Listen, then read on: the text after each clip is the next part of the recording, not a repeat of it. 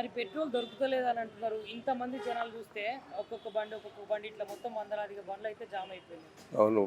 Petrol మళ్ళీ ఇప్పుడు ప్రధానమంత్రి పెట్రోల్ స్టాక్ ఉందంటాడు. పెట్రోల్ మనకి స్టాక్ ఉందంటాడు. ఈడేమో లైన్లు 24 గంటల లైన్లు. ఇప్పుడు పని చేసుకునేటోళ్ళకు, రోజుగారు వాళ్ళకు వాళ్ళకి ఎంత ఇబ్బంది పడుతుంది. కనీసం అది కూడా ఆలోచన చేయట్లేదు కదా.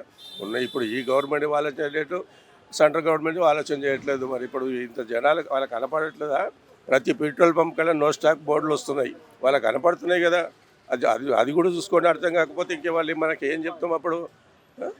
అంటే సగటున మీరు రోజుకు ఎంత కొట్టించుకుంటారు? రోజుకు 200 కొట్టించుకుంటాము. నిన్న కూడా షార్టేజ్ ఉందా? నిన్న కూడా షార్టేజ్ ఉంది. ఇప్పుడు నిన్న షార్టేజ్, ఈరోజు షార్టేజ్. మరి ఇప్పుడు ఎన్ని రోజుల దాకా ఎట్లా ఉంటుందో అర్థమవుతలేదు. డైలీ పని చేసుకుంటే వాళ్ళకు ఎంత ఇబ్బంది అవుతుంది ఇప్పుడు.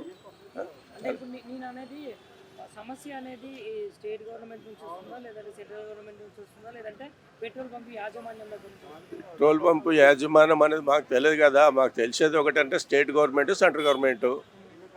ఇప్పుడు వాళ్ళు సాల్వ్ చేయాలి కదా. పెట్రోల్ పంప్ యజమానులు వాళ్ళు ఏం చేయదు, మాకు ఆ సంగతి మాకు తెలియదు కదా. అది దాని మీద ఇప్పుడు స్టేట్ గవర్నమెంట్ యాక్షన్ తీసుకోవాలి, సెంట్రల్ గవర్నమెంట్ యాక్షన్ తీసుకోవాలి. వాళ్ళు తీసుకొని సాల్వ్ చేస్తే అవుతుంది కదా. ఇప్పుడు వాళ్ళ యజమాని మీద వాళ్ళు యాక్షన్ తీసుకుంటే అవుతుంది.